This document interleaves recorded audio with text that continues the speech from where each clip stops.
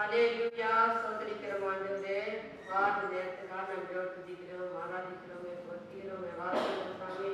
நல்லவரே, வல்லவரே, போதுமானவரே, அப்பா மகானவரே, சபையா ஆண்டவரே, அப்பா ஜெபத்துக்கு ஆண்டவரே பரிசுத்தப்படியா ஜெபிக்கிறோம். அற்புதங்களை செய்யுங்க, அதிசயங்களை செய்யுங்க சாமி. ஆண்டவரே பாடல்கள் ஆசீர்வதிப்படியா ஜெபிக்கிறோம். ஆண்டவரே வசந்த மூலியமா நீங்க பேசுங்க, ஆசீர்வதிங்க, வெளிநடத்துங்க, பராமரிப்படியா ஜெபிக்கிற சாமி சோதரிக்கிறோம். அப்பா என் மேலெல்லாம் அன்பா இருக்கிறதா நினைக்கிறாள் ஆண்டவரே. அப்பா நாங்கள் உமது கீழ்படிந்து உமக்கானதே கையெழுத்து பிள்ளைகளா எங்களை மாற்றணும் சாமி.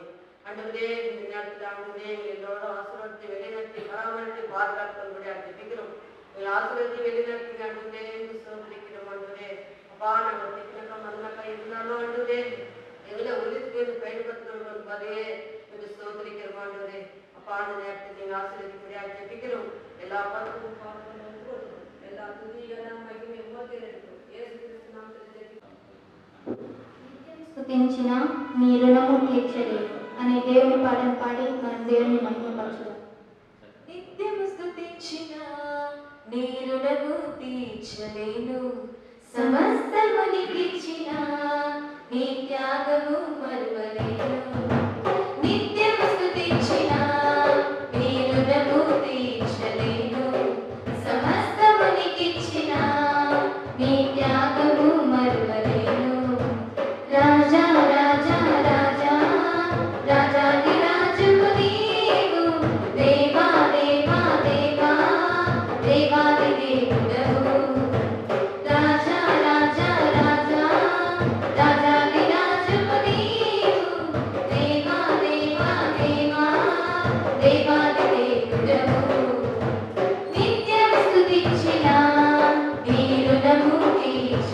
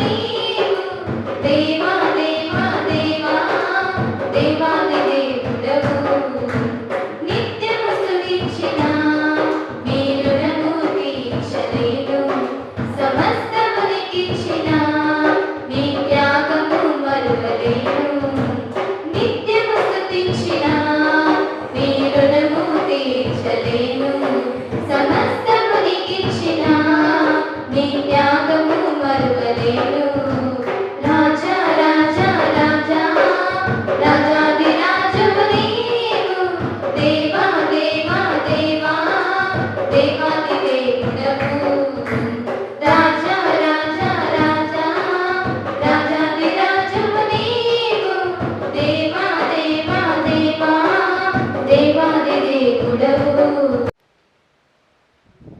தேடல் நீ என் தெய்வமே என்ற தமிழ் பாடலை பாடி ஆண்டவர் நாமத்தை மகிமை இந்தேடனே என் தெய்வமே நீரின்றி என் வாழ்வு நிறம் மாறுதே உன்னை மனம் தேடுதே நீ வழி காட்டுமே இந்தேடனே என் தெய்வமே நீரின்றி என் வாழ்வு நிறம் மாறுதே உன்னை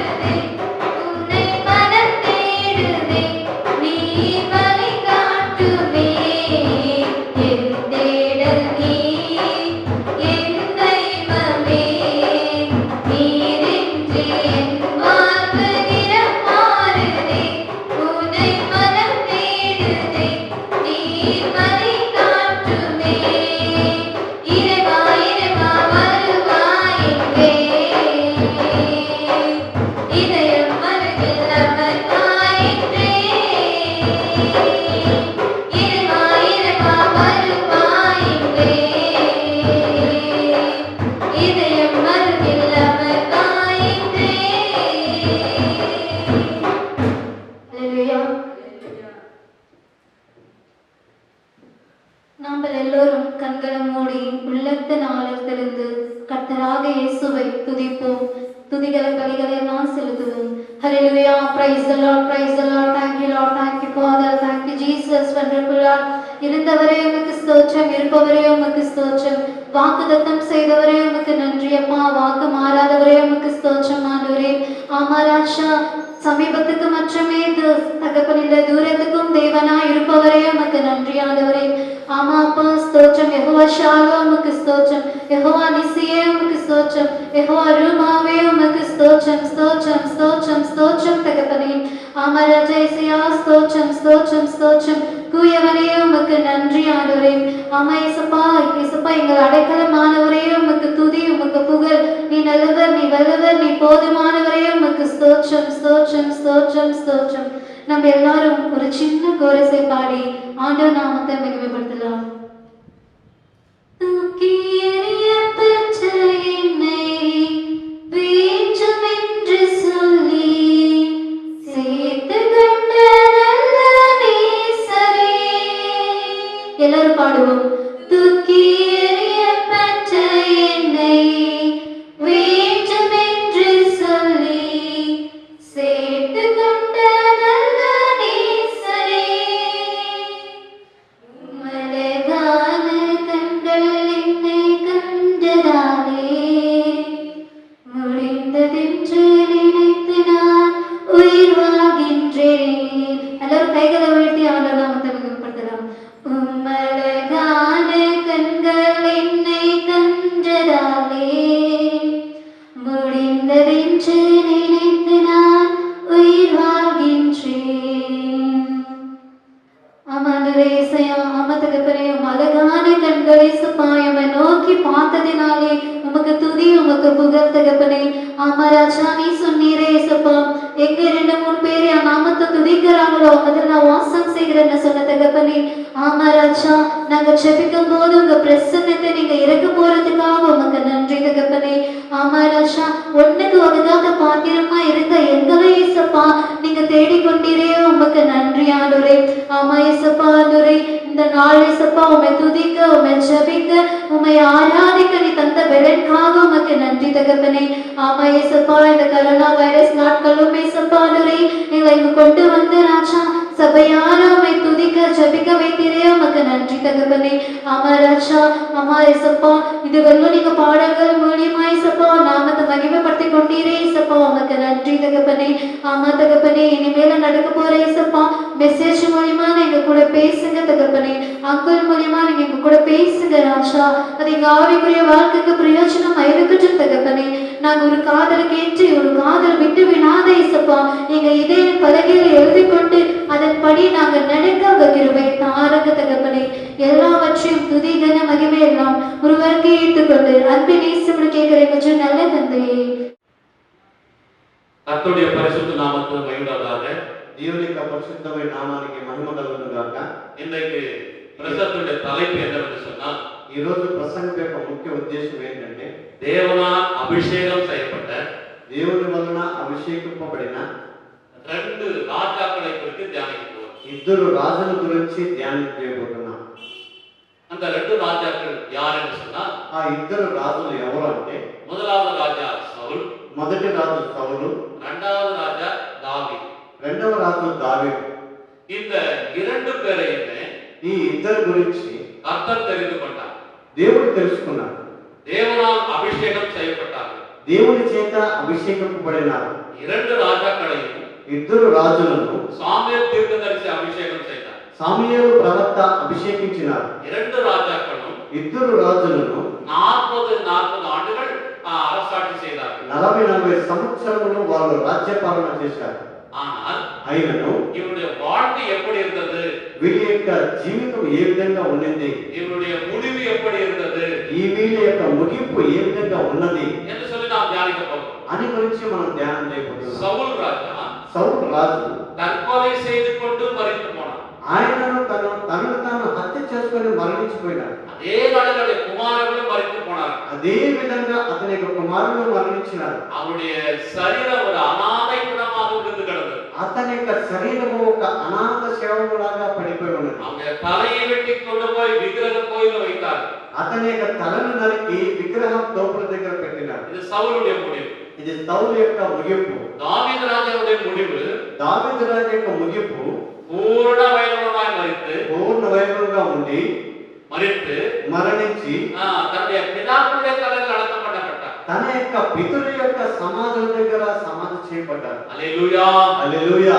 రెండు పేరున దేవనాలు తెలుసు కొనపడ్డారు. ఇద్దరు దేవుని వలన తెలుసుకున్నటువంటి దేవనాలు అభిషేకం చేయబడ్డవారు.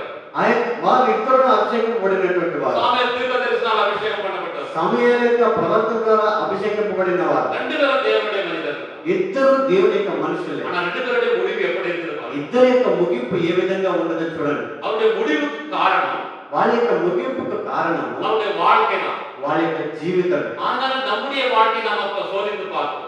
అదే విధంగా మన యొక్క జీవితం గురించి మనము పరిశోధించి చూసుకుంటాం. இப்பொழுது நான் உங்களுக்காக నేను నీ కొరకు 1 சாமுவேல் 13ஆம் அதிகாரத்துக்கு 31ஆம் அதிகாரத்துக்குள்ள இருக்கிற காரியங்களை நான் உங்களுக்கு சொல்ல போகிறேன். 1 సాముయేలు 13వ అధ్యాయం నుంచి 31వ అధ్యాయం వరకు మధ్యలో ఉన్నటువంటి విషయాలను మీకు తెలియవచ్చు. సౌలు గురించి దావీదు గురించి మనం ఒక చిన్న కార్యాలు பார்ப்போம். సౌలు గురించి దావీదు గురించి కొన్ని విషయాలు మనం తెలుసుకోవాలి. முதலாவது సౌలు. మొదటిగా సౌలు. సౌలు రాజు. நீங்க 1 நாளாகமம் మీరు 1 దినవృత్తాంతము 10ஆம் அதிகாரம் 13ஆம் வசனத்தை படிச்சீங்கன்னா 10వ అధ్యాయం 13వ వాక్యాన్ని చదివితే அது ஒரு 4 காரியங்கள் போடப்பட்டிருக்கு. దాంట్లో ఒక 4 విధాలైన కార్యములు రాయబడి ఉంది. முதலாவது காரியம் మొదటి కార్యం దేవుடைய వార్த்தையை அவன் கைக்கொள்ளவில்லை. దేవుని యొక్క మాటను అతడు వినలేదు. இரண்டாவது காரியம் రెండవ కార్యము தேவனுக்கு துரோகம் செய்தான். దేవునికి ద్రోహం తలపెట్టినాడు. மூன்றாவது காரியம் మూడవ కార్యము தேவனை தேடவில்லை. దేవుణ్ణి వెతకలేదు. நான்காவது காரியம் నాలుగవ కార్యం அஞ்சனம் பார்க்கிறவர்களை அவன் தேடி போனதால் அவன் செத்து போனான். అతడు గురి చెప్పేటువంటి వారిని వెతికి వెళ్ళినందు వలన అతడు మరణించినాడు என்று சொல்லி அந்த வசனம் சொல்லுது. అట్లనే ఆ యొక్క వాక్యం இந்த సెలవుస్తున్నది. 4 காரியங்களின் அடிப்படையில் நான் உங்களுக்கு இப்போ சவுலை குறித்து நான் உங்களுக்கு சொல்ல போறேன். ఈ యొక్క 4 కార్యములను సౌలు గురించి నేను మీకు இப்போ తెలియకపోతున్నాను. 1 சாமுவேல் 13ஆம் அதிகாரத்தை நாம பார்க்கலாம். 1 సాముయేలు 13వ అధ్యాయం మనం ధ్యానం చేస్తాం. நீங்க எடுத்து வச்சுக்க 1 சாமுவேல் 13ஆம் அதிகாரம். మీరు కావాలంటే తీసి పెట్టుకోండి 1 సాముయేలు 13వ అధ్యాయాన్ని. இந்த சவுல் சொல்றாரு, సౌలు చెప్తున్నాడు, நான் இன்னும் என் தேவனுடைய சமூகத்தை நோக்கி ஜெபிக்கவில்லை.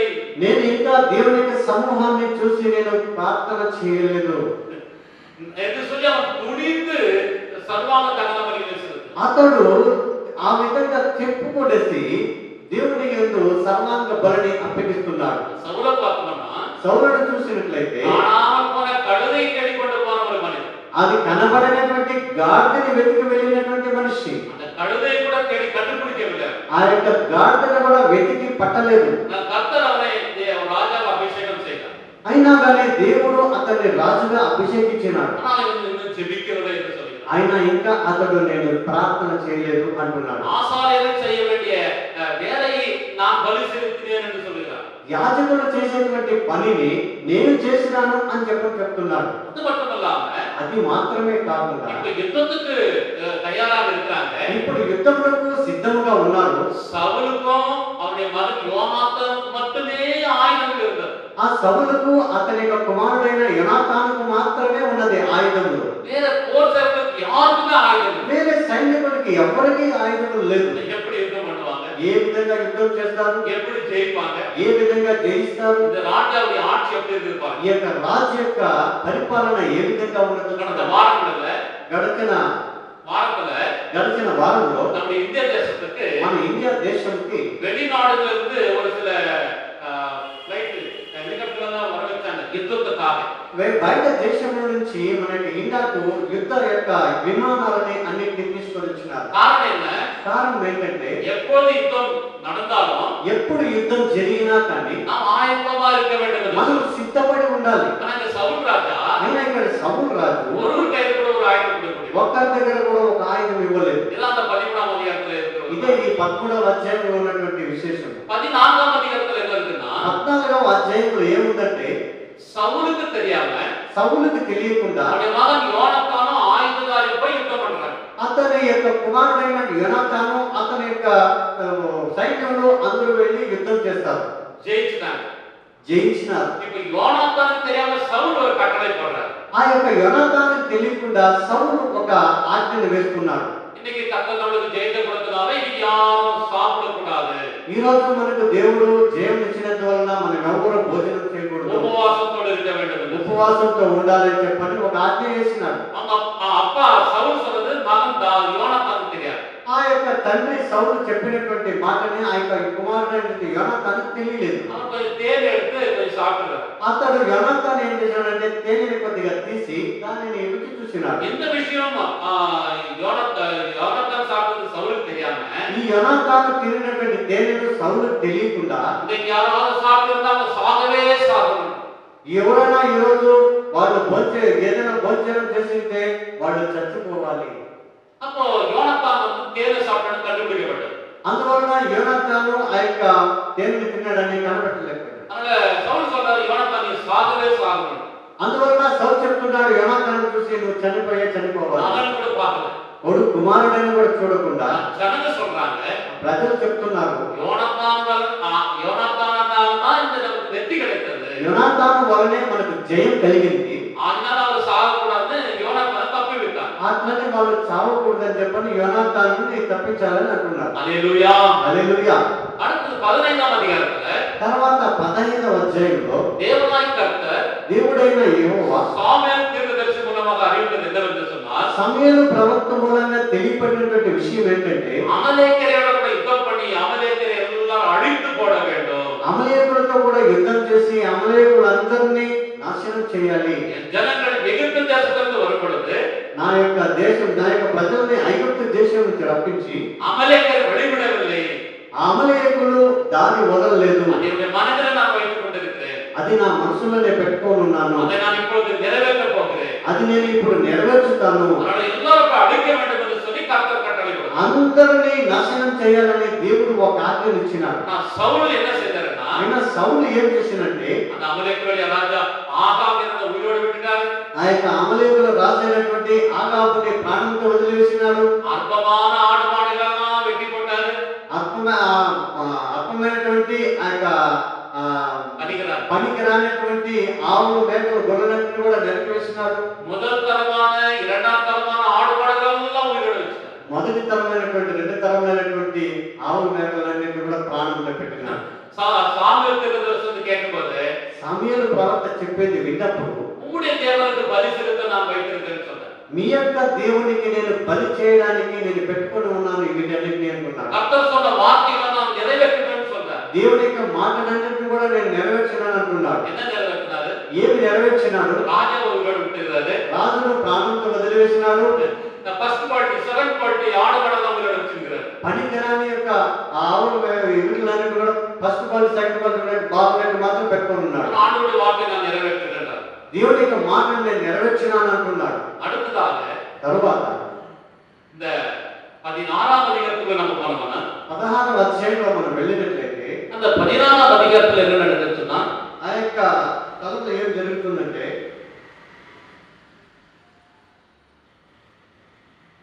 அந்த 15ஆம் அதிகாரத்துல ఆ 15వ అధ్యాయంలో இன்னொரு விஷயம் நடக்குது. ఇంకొక విషయం జరుగుతుంది. சாமுவேல் தீர்க்கதரிசி கோபம் வந்துச்சு. సమూయేలు ప్రవక్తకు కోపం వచ్చింది. அதனால கோபமா அவர் போறாரு. అందువలన కోపంగా நீ వెళ్తున్నాడు. கர்த்தருடைய வார்த்தை கீழ்ப்படியல. నువ్వు దేవుని యొక్క మాటకు నువ్వు கர்த்தர் లోబడలేదు. சொன்னதை நீ செய்யல. దేవుడి యొక్క మాటను నువ్వు చేయలేదు. அப்ப உடனே சவுல் வந்து சாமுவேலுடைய வஸ்திரத்தை சாமுவேல் வந்து பிடிக்கிறார். వెంటనే ఆ యొక్క సౌలు వచ్చి సాముయేలు యొక్క వస్త్రమును పట్టుకుంటున్నాడు. அது கிழிஞ்சு போயிடுச்சு. అది చినిగిపోతుంది. அதை குறித்து சவுல் கவலையே படல. దాని గురించి సౌలు బాధపడలేదు. எவ்வளவு கெட்டியா பிடிச்சிருக்குன்னா கிழிஞ்சு போயிருக்கு பாருங்க. అది అంత గట్టిగా పట్టుకుంటే చినిగిపోయింది చూడండి. அதற்கு கவலைப்படல. అది దాని గురించి అతను కలవరపడలేదు. ஆனா ஒரு நாள் தாவீது అయినా ఒక రోజు దావీదు சவுலுடைய வஸ்திரத்தை கொஞ்சம் கட் பண்ணிட்டார். సౌలు యొక్క వస్త్రమును పైబట్టని చెప్పివేసినాడు. ஆனா அந்த தாவீதுடைய இருதயம் அப்படியே அடித்து கொண்டிருந்தது. అయినా దావీదు యొక్క హృదయము అట్లనే లోపలనే ఒక కొట్టుకొని ఉంటుంది. ஆனா அந்த சவுலுக்கு அந்த மாதிரி ஒண்ணும் நடக்கல. అయినా అది సౌలుకి ఆ విధంగా ఏది తెలియదు. ஆனா என்ன சொல்றாருன்னா ఆయన ఏం చెప్తున్నాడంటే சாமுவேல் வாங்க సమయంలో రండి, இஸ்ரவேல் ஜனங்களுக்கு முன்பாக, ఇశ్రాయేలు ప్రజలకు ముందుగా, மூப்பர்களுக்கு முன்பாக సంఘ పెద్దలకు ముందుగా என்னை கனம் பண்ணுங்க. నన్ను గణపరచండి, ஒரு கனம் பண்ணணுமா? నన్ను గణపరచండి நான் అంటున్నాడు. கர்த்தருடைய வார்த்தைகளை செஞ்சு நிறைவேற்றிட்டேன். నేను దేవుని యొక్క మాటను నెరవేర్చినాను என்னை అని. கனம் பண்ணுங்க. నన్ను గణపరచండి అని చెప్తున్నాడు. இது 15ஆம் எழுதப்பட்டிருக்கிற ஒரு காரியம். ఇది 15వ అధ్యాయంలో రాయబడినటువంటి ఒక విషయం. 14ஆம் அதிகாரத்துல நம்ம போறோம்னா 16వ అధ్యాయంలో మనం వెళ్ళినట్లయితే கர்த்தருடைய ஆவி దేవుని యొక్క ఆత్మ சவுலை விட்டு நீங்கி போய்விட்டார். దేవుని యొక్క ఆత్మ సౌలుని వదిలి వెళ్ళిపోయింది. தேவனால் விடப்பட்ட ஒரு பொல்லாத ஆவியை அவனை வந்து பிடித்துக் கொண்டு அலைகழித்துக் கொண்டது. దేవుని వలన ఒక అపవిత్ర ఆత్మ వచ్చి అతన్ని పట్టుకొనుంది. அதனால அவன் அந்த ஒரு அசுத்தாவி பிடித்த ஒரு மனிதனாய் மாறினான். అతడు ఒక దయ్యం పట్టినటువంటి మనిషిగా ఉన్నాడు. கர்த்தருடைய ஆவி அவனை விட்டு போனது அவனுக்கு தெரியும். దేవుని యొక్క ఆత్మ అతన్ని వదిలి వెళ్ళింది అతనికి తెలియలేదు. அசுத்தாவி தான் எனக்குள்ள இருக்குதுன்னு அவனுக்கு தெரியல. అపవిత్ర ఆత్మ నాలో ఉందని అతడు గ్రహించలేదు. ஒரு முறை தாவீது ఒకరోజు దావీదు ஒரு பாவம் செய்தான். ఒక పాపం చేసినాడు. அவர் 51ஆம் சங்கீதத்துல பாடுறாரு, అతడు 51 కీర్తనలో అతను ఒక పాటలాగా పాడుతున్నాడు. ஆண்டவரே దేవుడా, உம்முடைய பரிசுத்த ஆவியை இருந்து எடுத்து போடாதீரோ. మీ యొక్క పరిశుద్ధ ఆత్మను నాలో నుంచి తీసివేయకము. அப்படி ஜெபம் பண்றாரு. అట్లని ప్రార్థన చేస్తున్నాడు. இவர் அந்த மாதிரி ஒண்ணு ஜெபம் பண்ணல. ఇతడు ఆ విధంగా ప్రార్థన చేయలేదు. அத பத்தி அவர் ஒண்ணுமே கண்டுக்கல. దాని గురించే అతడు పట్టించుకోలేదు. அவரு பரிசுத்தாவி போன பிற்பாடு கூட பரிசுத்தாவி இருக்கிறாரு அவர் நினைச்சிருக்கிறார். దేవుని యొక్క ఆత్మ సౌలు నుంచి వెళ్ళిపోయినా కానీ దేవుని యొక్క ఆత్మ నాలో ఉంది అని అనుకుంటున్నాడు సౌలు. அடுத்து 17ஆம் அதிகாரத்துல நாம பார்த்தோம்னா తర్వాత మనం 15వ అధ్యాయంలో చూసినట్లయితే ஒரு பக்கம் இஸ்ரவேல் ஜனங்கள் இருக்காங்க, ఒక పక్క ఇశ్రాయేలు ప్రజలు ఉన్నారు, ஒரு பக்கம் பெலிஸ்த ஜனங்கள் இருக்காங்க. ఒక పక్క ఫిలిష్తీయుల ప్రజలు ఉన్నారు. பெலிஸ்தர் பக்கம் கோலியாத் வந்து 40 நாள் வந்து பேசினார். ఆ యొక్క ఫిలిష్తీయుల నుంచి ఆ యొక్క గొలియాతు 40 రోజులు అతడు మాట్లాడుతున్నాడు. அந்த கோலியாத்தை எதிர்த்து நின்று யுத்தம் பண்ண இந்த தைரியம் இல்லாம பயந்து சவுல் வீட்டிலே இருக்கான். ఆ యొక్క గొలియాతుని ఎదురించి నిలబడి మాట్లాడలేక అతడితో యుద్ధం చేయలేక అతడు భయపడి ఇంట్లో ఉన్నాడు సౌలు రాజు. வீட்டிலிருந்து ஒரு கட்டளை போட்டாரு. ఇంట్లో నుంచే ఒక ఆజ్ఞను ధ్యానం చేస్తున్నాడు. யாராவது ఎవరైనా கோலியாத்தோட கூட யுத்தம் செய்து గొలియాతుని యుద్ధం చేసి ஜெயித்து விட்டால் జయించినట్లయితే என்னுடைய மூத்த மகளை அவனுக்கு கொடுக்கிறேன். నా యొక్క కుమార్తెను అతనికి ఇచ్చి పెళ్లి చేపిస్తాను అన్నాడు. இவரு சொல்ற ஒரு வார்த்தை. ఇతడు రాజు చెప్తున్నటువంటి మాటలు చూడాలి. சரி, அந்த நாட்களில் தாவீது போனாரு. ఆ రాజుల్లో దావీదు రాజు వెళ్ళాడు. கோலியாத்தை கொன்று போட்டார். ఆ గొలియాతుని చంపివేసినాడు. கோலியாத் தலையை ஒரு கையில் பிடிச்சுட்டாரு. గొలియాతు తలని చేతులు పట్టుకొని వస్తున్నాడు దావీదు. சரி, இப்போ தாவீது கோலியாத்தை ஜெயிச்சார். దావీదు గొలియాతుని జయించినాడు. அப்ப சவுல் சொன்ன மாதிரி அவருடைய மூத்த மகளுக்கு கல்யாணம் பண்ணி கொடுக்கணுமா இல்லையா? సౌలు చెప్పినటువంటి విధంగా ఆ యొక్క కుమార్తెను సౌలు యొక్క కుమార్తెను దావీదుకి ఇచ్చి పెళ్లి చేయాలి కదా. வேற ஒருத்தருக்கு கொடுத்து கல்யாணம் பண்ணிட்டார். వేరే వాళ్ళకి ఇచ్చి పెళ్లి இந்த చేపించాడు. சவுல் ராஜா ఈ సౌలు రాజు சொன்ன வாக்கை காப்பாற்றிக் கொள்ளவில்லை. చెప్పిన మాటను నడుచుకోలేదు. சொன்னது ஒரு காரியம், செய்யறது ஒரு காரியமா இருக்கு. చెప్పినటువంటి మాట ఒకటైతే అతడు చేసింది ఇంకొకటి. இந்த சவுலுடைய வாழ்க்கையில பாருங்க என்ன நடக்குது. ఈ సౌలు యొక్క జీవితం ఈ విధంగా ఉన్నది. 18ஆம் அதிகாரத்துல 18వ అధ్యాయంలో பெண்கள் பாட்டு பாடுறாங்க. ఆ స్త్రీలు పాటలు పాడుతున్నారు. ஸ்திரீகள் பாட்டு பாடினா స్త్రీలు పాటలు పాడుతుంటే இந்த சவுலுக்கு வேதனை. ఈ సౌలు రాజుకి చాలా వేదన కలిగింది. தாவீதை தாய்மகனாய் பார்க்கிறான். దావీదుని கோபமா దావీదుని చాలా అసూయతో కోపంతో చూస్తున్నాడు. சவுல் கொண்டது 1000, தாவீது கொண்டது 10,000 என்று பாட்டு பாடினாங்க. సౌలు చంపింది 1000 అయితే దావీదు రాజు 10,000 మందిని చంపినాడని చెప్పని ఒక పాటగా వాళ్ళు పాడుతుంటే அந்த பாட்டுக்காகவே அந்த தாவீதை வந்து பகைக்கிறான். ఆ యొక్క పాటలు పాడేటువంటి వాళ్ళు ఆ పాటలు పాడే వాళ్ళ పాటను విని దావీదుని ఏం చేస్తున్నాడంటే ఆ శత్రువుగా భావిస్తున్నాడు. தாவீதை கொன்று போட ஈட்டி தாவீது மேல போடுகிறான். దావీదుని చంపివేయాలని అతనికి బల్లెమును విసురుతున్నాడు. அது மட்டுமல்லாம అది మాత్రమే కాకుండా தன்னுடைய சின்ன மகளை கொண்டு తన చిన్న కుమార్తెను చూసి மீகாளை கொண்டு మీకాను చూసి தாவீதை வந்து எப்படியாவது பெலிஸ்தர் கையில சாக வைக்கணும்னு சொல்லிட்டு முடிவு பண்றான். ఆ యొక్క దావీదుని ఫిలిష్తీయుల చేతుల్లో చంపివేయాలని చెప్పని సౌలు రాజు పన్నాకు పడుతున్నాడు. பாருங்க, அந்த தாவீதை கொல்றதுக்கு என்னென்ன பிளான் பண்றான். దావీదుని చంపడానికి ఎంతెంత ప్లాన్ చేస్తున్నాడు చూడండి. அடுத்த 19ஆம் அதிகாரத்தை படிச்சோம்னா తర్వాత 19వ అధ్యాయంలో చదివినట్లయితే தாவீது போறாரு, దావీదు వెళ్తున్నాడు, பெலிస్தரை கொண்டு போட்டு வராரு. ఆ యొక్క ఫిలిష్తీయులను చంపివేసి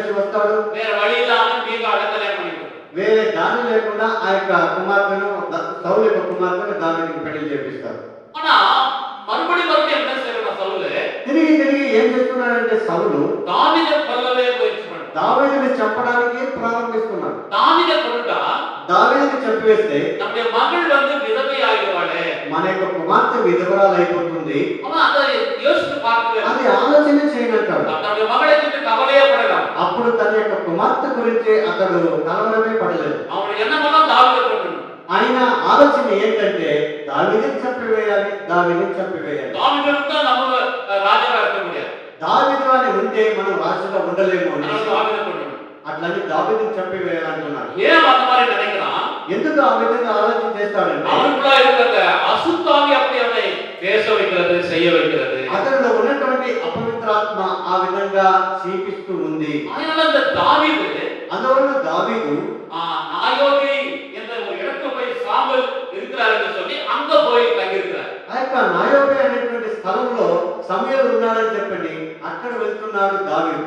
அந்த தாவீது சாமுவேல் அங்க இருக்கிறார். అక్కడ దావీదు ప్రవక్త అక్కడ సమూయేలు ప్రవక్త దావీదు అక్కడ వెళ్ళారు. அங்க சவுல் என்ன செய்யறாருன்னா 2 முறை ஆட்களை அனுப்புகிறார், போய் தாவீதை உயிரோட பிடிச்சுவாங்க கொண்டு வந்து.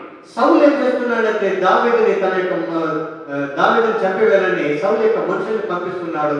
ఆ దావీదుని చూసుకొని రా. அவர்களால பிடித்துக்கொண்டு வர முடியல. వాళ్ళ వల్ల తన సౌలు యొక్క మనుషుల వల్ల దావీదుని పట్టడానికి కావడం లేదు. காரணம் தீர்க்கதரிசிகள் அங்க இருந்ததுனால கர்த்தருடைய ஆவியானவர் அவங்க மேல இறங்கினதுனால அவங்களால சவுலை பிடிச்சு தாவீதை பிடிச்சு வர முடியல. అందువల్ల ప్రవక్తలందరూ అక్కడ ఉన్నందువలన ప్రవక్త దేవుని యొక్క ఆత్మ ప్రవక్తల పైన దిగినందువల్ల దావీదుని పట్టడానికి కావడం లేదు. கடைசியா சவுலே போறாங்க தேடி. చివరికి సౌలు అక్కడ వెతికి వెళ్తున్నాడు. விசாரிச்சு நாயோகிக்கு போயிட்டான். ఆ విచారించడానికి ఆ స్థలంకు వెళ్ళినాడు. போய் தாவீதை கொண்டு போடணும் போறான். దావీదుని చంపివేయాలని చెప్పి వెళ్తున్నాడు. ஆனா தேவனுடைய ஆவியானவர் அந்த சவுல் மேல இறங்கினதுனால దేవుని యొక్క ఆత్మ సౌలు పైన దిగినందువలన அவனும் தீர்க்க தரிசனம் சொல்லிக்கொண்டு అతడు ప్రవక్త విషయములు చెప్తూ ராவு முழுதுமாக ராப்பகல் முழுதுமாக அங்கே தாவீது சாமுவேலுடைய பாதத்தில் விழுந்து கிடந்தான். கர்த்தருடைய ஆவியானவர் இறங்கினதுனால దేవుని యొక్క ఆత్మ అతని పైన దిగినందువలన சவுலும் தீர்க்க தரிசனம் சொல்லிக்கொண்டு ఆ సౌలు ప్రవచనం చెప్తూ ராத்திரி பகலுமாக రాత్రి పగలు தாவீது சாமுவேலுக்கு முன்பாக அவருடைய பாதத்தில் விழுந்து கிடந்தான்.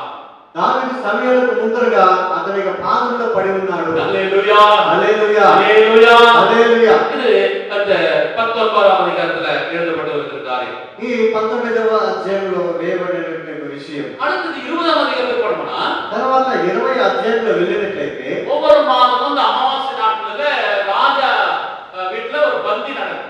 ఒక్కొక్క నెల అమావాస్య సమయంలో ఆ యొక్క రాజు యొక్క అంతఃపురంలో ఒక బంతి ఏర్పాటు జరుగుతుంది. அந்த தாவீது வந்து உட்கார்றார். దాంట్లోనూ దావీదు వచ్చి కలుసుకుంటాడు. ஆனா தாவீது அந்த மாசம் போல. దావీదు ఆ నెల వెళ్ళలేదు. ஏன் போறன்னா ఎందుకు వెళ్ళలేదంటే சவுல் ரொம்ப கோபமா இருக்கிறாரு. సౌలు చాలా కోపంగా ఉన్నాడు. போனா நம்மள கொண்டு போட்டுருவாரு. వెళ్తే మనల్ని చంపివేస్తాడు. அப்படின்னு யோனாத்தான்கிட்ட ஒரு பர்மிஷன் கேட்டு நான் எங்க ஊருக்கு போறேன்னு சொல்லிட்டு எங்க அப்பா கேட்டேன்.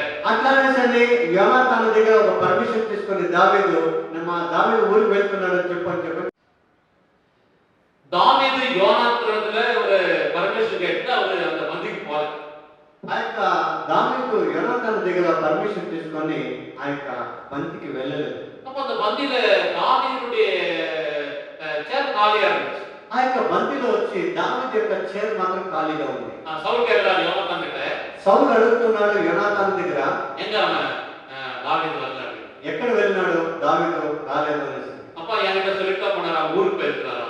అప్పుడు ఆ యొక్క యోనాతాను చెప్పినాడు నా దగ్గర చెప్పేసి వెళ్ళినాడు ఊరికి వెళ్తున్నాను అని చెప్పని చెప్పాడు. அப்ப சவுலுக்கு கோபம் வந்துட்டு అప్పుడు సౌలుకు కోపం వచ్చి தாவீது மேல இருக்கிற கோபத்தினால దావీదు పైన ఉన్నటువంటి కోపం పైన உன்னாலதான் இந்த மாதிரி எல்லாம் ஆயிட்டான், இன்னைக்கு வராம போயிருக்கான், அதுக்கெல்லாம் காரணம் நீதான் சொல்லு அந்த யோனாத்தான் மேல ஈட்டிய போடுறாரு.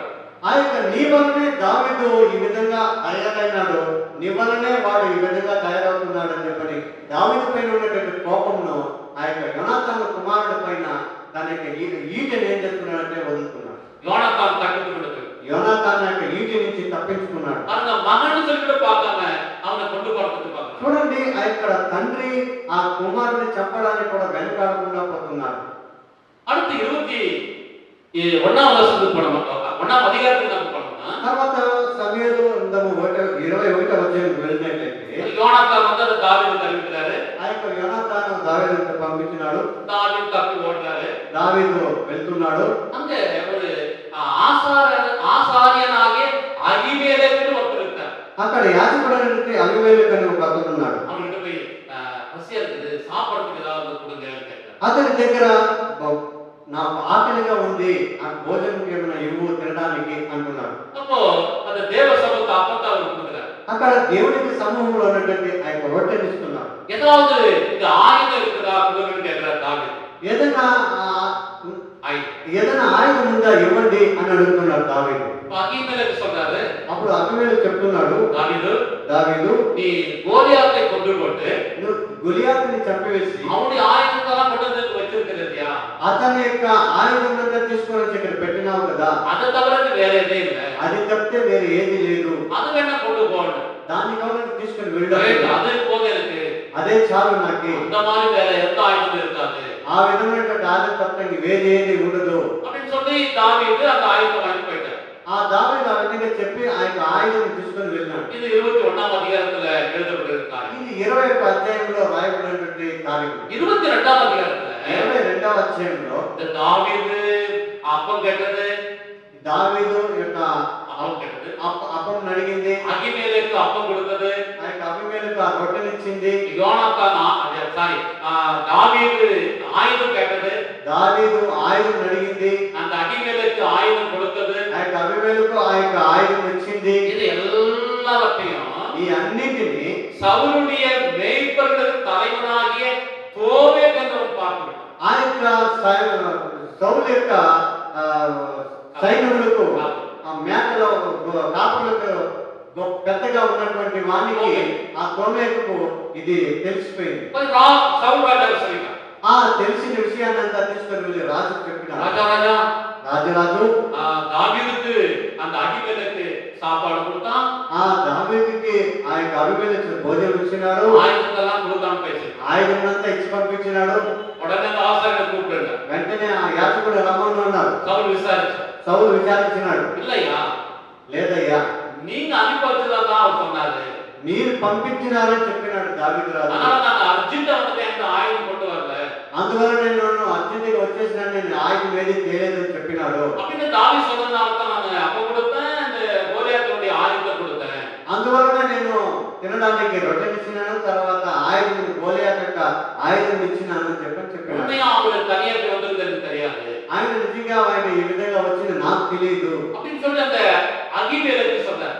అట్లా చెప్పని ఆ యొక్క యాజకుడు చెప్తున్నాడు. அப்போ சவுலுக்கு கோபம் வந்து అప్పుడు ఆ యొక్క సౌలుకు కోపం వచ్చి அந்த தோவேக்கை பார்த்து சொல்றாரு, ఆ యొక్క తోమేకు చూసి చెప్తున్నాడు, அந்த ஆசாரியனாகிய அகிமெலேக்கு குடும்பத்தார் எல்லாரும் வெட்டி போட்டாரு. ఆ యొక్క యాజకుడు అనేటువంటి వారిని అందరినీ కుటుంబం వారిని అందరినీ చంపివేయి అంటున్నాడు. அந்த தோவேக்கு ఆ యొక్క తోమేకు ஆசாரிய குடும்பத்தாராகிய 85 பேரா வெட்டி போட்டாரு. ఆ యాజకుడు కుమారులైనటువంటి వాళ్ళ కుటుంబంలో ఉన్నటువంటి వారందరినీ కూడా 85 మందిని చంపివేసినాడు. பாருங்க, இந்த சவுலை அபிஷேகம் பண்ணது ராஜாவாக சாமுவேல் தீர்க்கதரிசி, ఆ యొక్క సౌలుని అభిషేకించినటువంటి సమూయేలు ప్రవక్త, தேவனுடைய மனுஷன், దేవుని యొక్క మనిషి, தேவனுடைய வேலையாள். దేవుని యొక్క పనివాడు. ஆனால் இந்த சவுல் అయినా సౌలు ஆசாரியனையும் యాజకులను அவருடைய குடும்பத்தினரையும் అతని యొక్క కుటుంబం వారందరినీ உறவினர்களையும் వాళ్ళ యొక్క బంధుమిత్రులని 85 பேரை வெட்டி போட்டார். 85 మందిని చంపివేయమని చెప్పినాడు. ஆனா அந்த 22ஆம் அதிகாரத்தில் எழுதப்பட்டது. అదే ఈ 22వ అధ్యాయంలో రాయబడినటువంటి విషయం. அடுத்து 24ஆம் அதிகாரத்துல பார்த்தோம்னா తర్వాత 24వ అధ్యాయంలో చూసినట్లయితే தாவீது போய் வனாந்தரத்தில் இருந்தா, దావీదు వెళ్లి అరణ్యంలో ఉన్నాడు. வனாந்தரத்தில் கூட போறதுக்காக தேடிப்பார். ఆ యొక్క అరణ్యంలో కూడా వెతికి వెళ్తున్నాడు సౌలు. 25ஆம் அதிகாரத்தை நம்ம படிச்சோம்னா 25వ అధ్యాయం చదివినట్లయితే தாவீது மீகாள வீட்டு விட்டுட்டு காட்டுக்கு போயிட்டனால దావీదు తన యొక్క భార్య ఇంట్లో వదిలేసి అరణ్యంకు వెళ్ళడం ద్వారా இந்த மகள் மீகாள கொண்டு இன்னொருத்தர் கொண்டு கல்யாணம் பண்ணிக்கிறார். ఆ యొక్క దావీదు యొక్క భార్యని ఇంకొకరికి తీసుకొని వెళ్ళి పెళ్లి చేపిస్తాడు. சவுல் ஒரு தகப்பன் செய்கிற ஒரு காரியத்தை பாருங்க. సౌలు అనేటువంటి ఒక తండ్రి చేసేటువంటి కుమార్తె చేసేటువంటి కార్యం చూడండి. அடுத்ததாக తర్వాత 28ஆம் அதிகாரத்தை பார்த்தோம்னா 28వ అధ్యాయంలో చూసినట్లయితే சவுலுக்கு பெலிஸ்தர்களுக்கும் யுத்தம் நடக்கும். సౌలుకు ఆ యొక్క ఫిలిష్తీయులకు యుద్ధం జరగబోతుంది. பெலிஸ்தர் வந்து பாளையம் இறங்கிட்டாங்க. ఆ యొక్క ఫిలిష్తీయులు వచ్చి ఆ యొక్క పాళెంలో దిగేసినారు. இவரு ஜெபம் பண்றாருப்போ ஆண்டவர் பதில் கொடுத்தார். ఈయన ప్రార్థన చేస్తున్నాడు, దేవుడు బదులు ఇవ్వలేదు. நீங்க நீதிமொழிகள் 1ஆம் அதிகாரத்துல படிச்சீங்கன்னா, మీరు సామెతల గ్రంథం 1వ అధ్యాయంలో చదివినట్లయితే, என்னுடைய வார்த்தை கீழ்ப்படியாம போனதுனால నా యొక్క మాటకు లోబడినందువలన உங்களுடைய வார்த்தையை நான் கேட்க மாட்டேன். మీ మాటను నేను వినను అని వాక్యం సెలవిస్తుంది. என்னை தேடாதனால నన్ను వెతకనందువలన நான் உங்களுக்கு பதில் கொடுக்க மாட்டேன். నేను మీకు సమాధానం ఇవ్వను. இதெல்லாம் அந்த நீதிமொழி 1ஆம் அதிகாரத்துல எழுதப்பட்டிருக்கிறது. అది ఈ విధంగా సామెతల గ్రంథం 1వ అధ్యాయంలో ఈ విధంగా రాయబడి ఉన్నది. இதுவரைக்கும் கர்த்தர் தேட வந்த சவுல் ఇంతవరకు దేవుడిని వెతకలేదు ఈ సౌలు. ஆனா இப்போ ஒரு கஷ்டம் வந்த பிற்பாடு ஆண்டவரே என்னை காப்பாத்து, நாங்க எப்படி இருக்க கூடாதுன்னு கேட்கிறேன். ఇప్పుడు కష్టం వచ్చినందువలన యుద్ధం ఏ విధంగా చేయాలి, ఎట్లా మమ్మల్ని కాపాడు దేవుడా అని చెప్పని దేవుడిని ఇప్పుడు ప్రార్థన அந்த చేస్తున్నారు. காலத்துல ఆ కాలంలో கர்த்தருடைய உடன்படிக்கைக்கு அவர்கள் அவ்வளவு முக்கியத்துவம் கொடுப்பாங்க. దేవుని యొక్క నిబంధన మనసు పెట్టికి అంత ఒక నిబంధన అంత ముఖ్యత్వం ఇస్తారు. இஸ்ரவேலர்கள் பிரயாணம் பண்ணும்போதும் கர்த்தருடைய உடன்படிக்கை முன்னாடி ఇశ్రాయేలు ప్రజలు ప్రయాణమై వెళ్ళేటప్పుడు కూడా ఆ యొక్క దేవుని యొక్క మనసు పెట్టే ముద్ర వెళ్తుంది. ஒரு யுத்தத்துக்கு போனாலே கர்த்தர் பற்றி முன்னாடி கொண்டு போவாங்க. ఒక యుద్ధంలోకి వెళ్ళాలంటే కూడా ఆ యొక్క మనసు పెట్టి తీసుకొని వెళ్తారు. இந்த சவுல் ராஜாவான பிற்பாடு ఈ సౌలు రాజు అయిన తరువాత அந்த கர்த்தருடைய உடன்படிக்கை பெட்டியை குறித்து இவன் கவலைப்படல. ఆ యొక్క దేవుని యొక్క మనసు పెట్టి గురించి ఇతడు కలవరపడలేదు. ஆண்டவரை தேடல, దేవుణ్ణి వెతకలేదు, ஆண்டவருடைய வார்த்தைகளை கைக்கொள்ளல. దేవుని యొక్క మాటకు లోబడలేదు. ஆனா இந்த அதிகாரத்துல ఆయన ఈ అధ్యాయంలో அஞ்சனம் பார்க்கிறவர்களை தேடி போகிறான். గురి చెప్పేటువంటి వారి శోధి చెప్పేటువంటి వారిని వెతికి వెళ్తున్నాడు. ஆண்டவருடைய ஜெபம் ஆண்டவர் கொடுக்கல, దేవుడి దగ్గర ప్రార్థన చేసే దేవుడు బదులు ఇవ్వలేదు. சொப்பனத்துல ஆண்டவர் பேசல, దేవుడు కళలను మాట్లాడలేదు, தீர்க்கதரிசி மூலமா பேசல. ప్రవక్త మూలంగానూ మాట్లాడలేదు. வேற என்ன செய்யறது? నేను ఏం చేయాలి? கூப்பிட்டு மந்திரிகளெல்லாம் கூப்பிட்டு கேட்கிறார். మంత్రులంతా పిలిచి అడుగుతున్నాడు. எங்கேயாவது அஞ்சனம் பார்க்கறதுக்கு இருக்கிறாங்க, கண்டுபிடிக்கணும். ఎక్కడైనా అంజనం చూసేటువంటి వారు ఉన్నారా చూడండి. ஒரு ஊர்ல ஒரு பட்டு இருக்கிறா, ఒక ఊర్లో ఒక స్త్రీ ఉంది. அந்த ஸ்திரீ கிட்ட போறாரு. ఆ స్త్రీ దగ్గర వెళ్తున్నాడు. தேசம் மாறி போனார். అక్కడ వేషం మార్చుకొని వెళ్తున్నాడు. சவுல் ராஜா సౌలు రాజు ராஜாவாக போகாம சாதாரண ஒரு மனுஷனாக போறாரு. సాధారణమైనటువంటి రాజుగా ఉన్నటువంటి అతను సాధారణమైన మనిషిగా వెళ్తున్నాడు. அங்க போய் கேட்கிறாரு, நான் யுத்தத்துல ஜெயிக்கலாம் ஜெயிக்க மாட்டேன்னு சொல்லிட்டு கேட்கிறாரு. అక్కడ పోయి ఒక అడుగుతున్నాడు, శోధ అడుగుతున్నాడు, జయిస్తున్నా అనేసి. அந்த ஸ்திரீ கேட்கிறா, ఆ స్త్రీ అడుగుతుంది, உங்களுக்கு யார் வேணும்னு? మీకు ఎవరు కావాలి అని. எனக்கு சாமுவேல் தீர்க்கதரிசி வேணும்னு. నాకు సమయలు ప్రవక్త కావాలి అని అంటున్నాడు. ஏன்னா அந்த காலத்துல சாமுவேல் தீர்க்கதரிசி மரித்து போயிருந்தார். ఆ కాలంలో సమయలు ప్రవక్త మరణించిపోయినాడు. அதனால சாமுவேலை கூப்பிட்டு கேட்கலாம்னு இவரு சவுல் கேட்கிறார். ఆ సమయాన్ని పిలిచి అడుగుతామని చెప్పని అడుగుతున్నాడు. அப்போ சாமுவேல் வந்திருக்கிறாரு அப்படின்னு அந்த ஸ்திரீ சொல்றா. ఆ సమయాలు వచ్చినాడు అని ఆ స్త్రీ చెప్పింది. அப்ப இவர் கேட்கிறாரு, நான் யுத்தத்துல ஜெயிக்கணும் ஜெயிக்க மாட்டேன். అప్పుడు ఇతను అడుగుతున్నాడు, రాజు నేను జయిస్తానా లేదా యుద్ధంలోనే. அப்ப அந்த ஸ்திரீ சொல்றா, అప్పుడు ఆ స్త్రీ చెప్తున్నది, நாளைக்கு நேரத்துல நீ கூட என் கூட வந்து இருக்கும் அப்படின்னு சொல்றா. రేపు రోజుల్లో నువ్వు కూడా నా దగ్గర వచ్చి ఉంటావు అని చెప్పని చెప్తుంది. இந்த காரியம் வந்து இன்னைக்கு கிறிஸ்தவர்கள் மத்தியில ఈ కార్యము ఇప్పుడు ఈ క్రైస్తవుల మధ్యలో அந்த குரு சொன்ன ஸ்திரீ சொன்னது உண்மையான சாமுவேலா இல்லையான்னு இது ஒரு வாக்குவாதத்துக்குரிய காரியமா இருக்கு. ఆ గురి చెప్పినటువంటి స్త్రీ యొక్క మధ్యలో అక్కడ అది ఇది ఈ కాలంలో ఇప్పుడు అది ఒక వాగ్వాదంగా నిలిచిపోతుంది. சவுல் போனதே தவறு அஞ்சனம் பார்க்க ஸ்திரீ கிட்ட. సౌలు వెళ్ళింది ఆ యొక్క గురి చెప్పేటువంటి స్త్రీ దగ్గర. ஆனா இந்த நாள் வரைக்கும் கிறிஸ்தவர்களுக்கு அது ஒரு பிரச்சனையாவே இருக்கு. అది ఈ కాలంలో కూడా క్రైస్తవులకు అది ఒక సమస్యగా ఉంది. அந்த 1 நாளாகமம் 10:13 வசனத்துல ఆ 1 దినవృత్తాంతం 10వ అధ్యాయం 13వ వాక్యం చదివినట్లయితే, அவன் அஞ்சனம் பார்க்கிறவரை தேடி போறதுனால செத்து போறான் என்று வேதம் சொல்லுது. అతడు గురి చెప్పడానికి వెతికి వెళ్ళినందువలన అతడు మరణించాడని చెప్పిన వాక్యం సెలవిస్తూ ఉంది. நீங்க அஞ்சனம் பார்க்கிற ஸ்திரியை தேடி போனாங்க. అతడు ఆ యొక్క గురి చెప్పేటువంటి స్త్రీని వెతికి వెళ్ళినాడు. அடுத்ததாக తరువాత நாம் வேதத்தில் வாசிக்கும் பொழுது మన వాక్యం చదివేటప్పుడు 28வது அதிகாரத்தில் சொல்லப்பட்டிருக்கிறது. 28వ అధ్యాయంలో తెలియబడుతుంది. 31వ அதிகாரத்தை நம்ம பார்த்தோம்னா 31వ అధ్యాయానికి వెళ్ళినట్లయితే இங்க இஸ்ரவேலர்களுக்கும் பெலிஸ்தர்களுக்கும் யுத்தம் நடக்குது. ఇక ఇక్కడ ఇశ్రాయేలు ప్రజలకి ఫిలిష్తీయులకు యుద్ధం జరుగుతుంది. அங்க எதிர்பார்க்காத விதமாக சவுலுக்கு காயம் பட்டுச்சு. ఎదురు చూడనంత విధంగా అక్కడ సౌలుకు గాయం కలిగింది, ఎక్కువ గాయం కలిగింది. உடனே ரதசாரதி சொல்றாரு, వెంటనే రథసారథి చెప్తున్నాడు, కొంచెం సైడ్ ஒரு ஓரங்கட்டு வண்டியை வேறு రథంలో కొంచెం పక్కలోకి నడుపు అట్లని చెప్పినాడు. எனக்கு காயம் பட்டுச்சு, నాకు గాయపడింది, గాయపడింది, என்னால் யுத்தம் செய்ய முடியாது, నా వల్ల యుద్ధం చేయలేకపోతున్నాను. அந்த ரதத்தை ஓரம் வச்சிட்டாங்க. ఆ యొక్క రథంలో పక్కలో పెట్టినాడు. உடனே ஒரு அவருடைய ஆயுதாரக்காரரை கூப்பிடுறாரு. వెంటనే అక్కడ తన ఆయుధము మోసేటువంటి వాడిని పిలిపించినాడు. எனக்கு காயப்பட்டுச்சு, నాకు గాయం తగిలింది, எனக்கு உயிரும் போல, నాకు ప్రాణము వెళ్ళలేదు, உயிரோட இருக்க முடியல, నేను ప్రాణంతోనూ ఉండలేకపోతున్నాను, வலி தாங்க முடியல, నొప్పి నా వల్ల భరించడానికి కావడం లేదు, உன்னுடைய ஈட்டினால குத்தி கொண்டு போட்டுரு, నీ చేతుల్లో ఉన్నటువంటి ఈటి చేత నన్ను చంపివేయి అని చెప్పని అంటున్నాడు. ஆயுதத்தாரி சொல்றான், ராஜா வந்து நான் குத்தி கொண்டு போட மாட்டேன். ఆ యొక్క ఆయుధమును మోసేటువంటి వాడు చెప్తున్నాడు, రాజు అయినటువంటి నిన్ను నేను చంపను అంటున్నాడు. அப்ப அந்த சவுல் என்ன செய்யறாருன்னா, అప్పుడు సౌలు ఏం చేస్తున్నాడంటే ஈட்டி பூமியில தரையில நட்டு తన కత్తిని ఆ యొక్క భూమి పైన నాటి அந்த ஈட்டி மேல விழுந்து ఆ యొక్క కత్తి పైన అతడు పడిపోయి செத்து போயிட்டான். చనిపోయినాడు.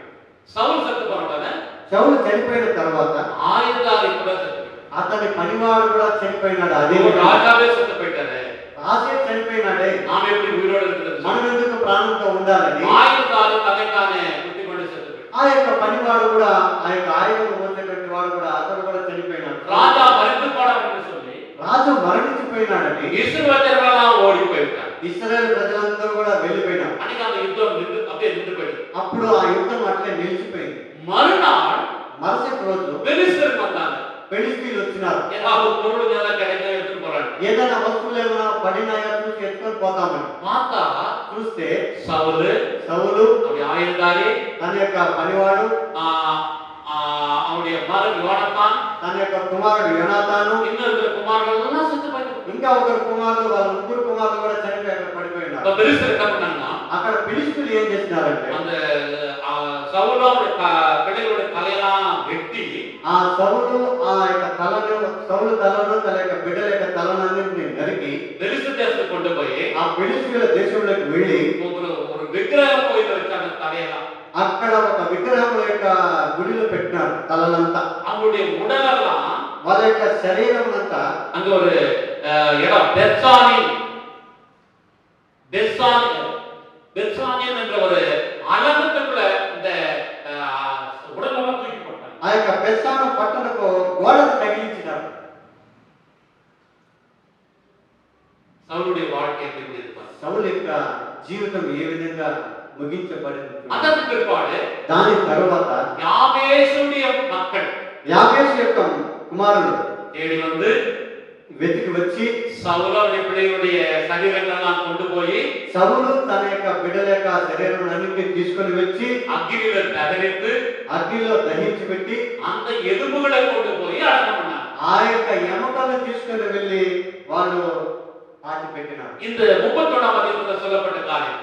ఇది 31 అధ్యాయంలో రాయబడినటువంటి విషయం. இந்த அதிகாரத்தை படிக்கும் போதெல்லாம் எனக்கு ரொம்ப மனசு கஷ்டமா ఈ இருக்கு. అధ్యాయం చదివేటప్పుడంతా నాకు మనసు కష్టంగా కనబడుతుంది. ஐயோ, தேவனால் தெரிந்து கொள்ளப்பட்ட சவுல், దేవుని చేత అభిషేకపడిన సౌలు, தேவனால் அபிஷேகம் பண்ணப்பட்ட சவுல் దేవుని చేత అభిషేకపడినటువంటి సౌలు தற்கொலை செய்து கொண்டு மரித்து போனாரே, అతడు తను తాను హత్య చేసుకొని చనిపోయినాడు. அனாதை பிணமாக விழுந்து கிடந்தாரு, అనాది శవములాగా పడిపోయినాడు. செத்து போன பிற்பாடு தலையை வெட்டினார்களே, చనిపోయిన తర్వాత కూడా తన యొక్క తలను నరికివేసి அவருடைய தலையை கொண்டு போய் விக்கிரக கோயில்ல வைத்தார்களே, తన యొక్క తలను తీసుకొని వెళ్ళి విగ్రహం యొక్క గుడిలో పెట్టినారు. அவருடைய சரீரத்தை கொண்டு போய் பெத்சானின் அலங்கத்துக்குள்ள வீசி எறிந்தார்களே, ఆ యొక్క తలను తీసుకొని వెళ్ళి బెత్షెబా పట్టణం గోడ పైన తగిలించినారు. தலையெல்லாம் சரீரத்தை மட்டும் போய் அக்கினியில தகரித்தார்களே, ఆ తల లేకుండా ఆ యొక్క శరీరం మాత్రమే తీసుకొని వెళ్ళి అగ్గిలో కాల్చి వేసినారు. அவருடைய எலும்புகளை மட்டும் கொண்டு போய் அடக்கம் பண்ணினார்களே என்று வருத்தப்படுகிறார். ఆ యొక్క ఎముకలను మాత్రం తీసుకొని వెళ్ళి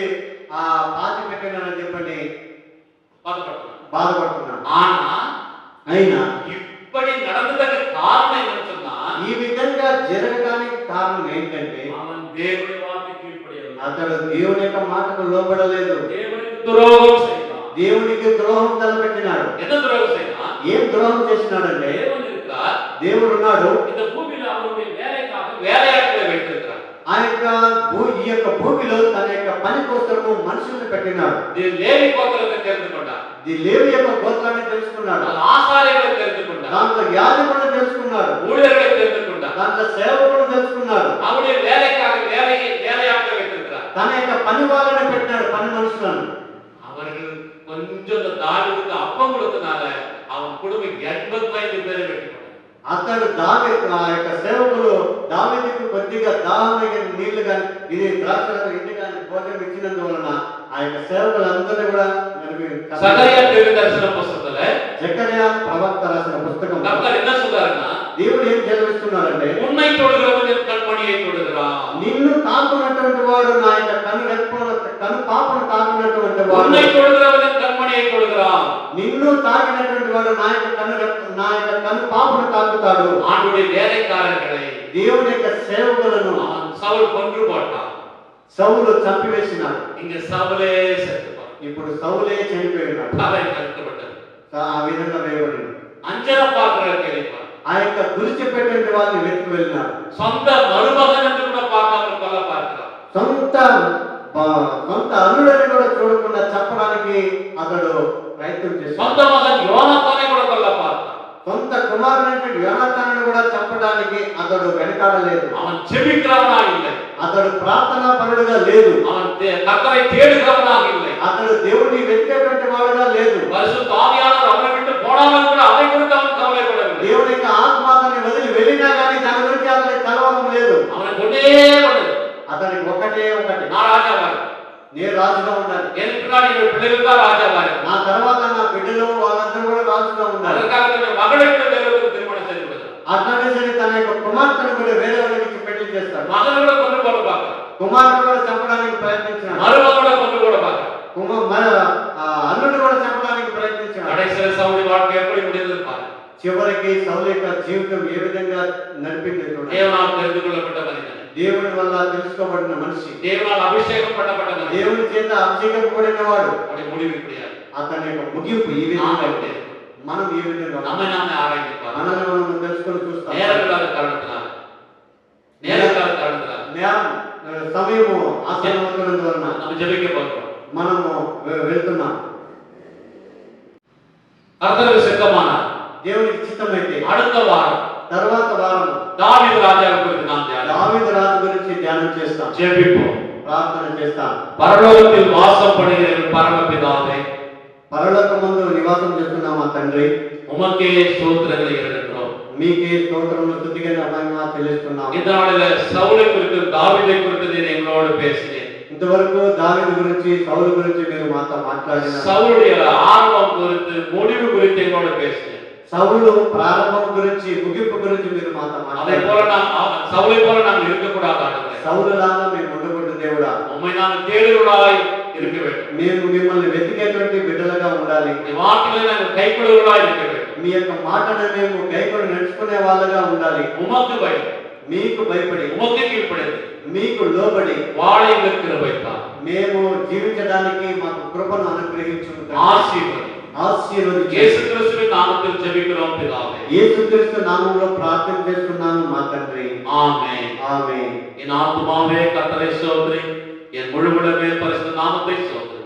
என் ஆத்துமாவே கர்த்தரை ஸ்தோத்திரி, அவர் செய்த சகல உபகாரங்களையும் மறவாதே.